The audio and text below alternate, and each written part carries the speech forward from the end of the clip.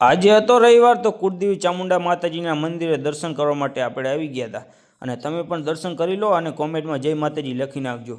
રોમ રોમ ભાઈઓ. તો રામ રામ સીતારામ જય માતાજી મિત્રો, સ્વાગત છે આપણા નવા બ્લોગની અંદર ને આજે આપણે રસિકબાના ઘરે આવી ગયા હતા અને આ બાજુ મયુરભાઈ ને આ બાજુ રસિકબા.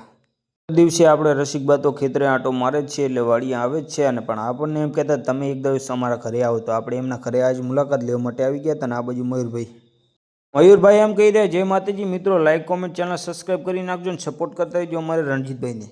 તો આપણે કુળદેવી ચામુંડા માતાજીના મંદિર બાજુમાં છે, રસિકબાના ઘર બાજુમાં, તો દર્શન કરી લઈએ. તો જોઈ શકો છો મિત્રો, આપણે કુળદેવી માતાજીના મંદિરે દર્શન કરવા માટે આવી ગયા હતા કેમ કે આજે હતો રવિવાર.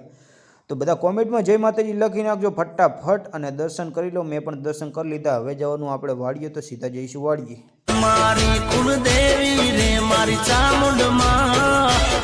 મિત્રો આપણે ફાઇનલી માતાજી ગયા હતા, પછી આયા ઘરે આવીને ડાયરેક્ટ આવી ગયા વાળીએ અને નાખતા હતા આપણે ચકલાને ચણ. તો જો ચોખા આપણે નાખી દીધા છે લાગટ, જોઈ શકો છો. બાકી આ બાજુ જુઓ આપણે સોલર, તો સોલરમાં કેવી લાઇટો થાય તમે જુઓ. અને બધું કમ્પ્લીટ છે, કામકાજ છે, જો લાઇટો કમ્પ્લીટ છે. ફાઇનલી મિત્રો આપણે પહોંચી ગયા ઓળીએ, જોઈ શકો છો. આ છે ઓળી ને આ બાજુ આપણે ગાય માતા જોઈ શકો છો. ચીકુડી હવે નાખી દઈશું અને આ રહી આપણા ફોર્ચ્યુનરની ચાવી.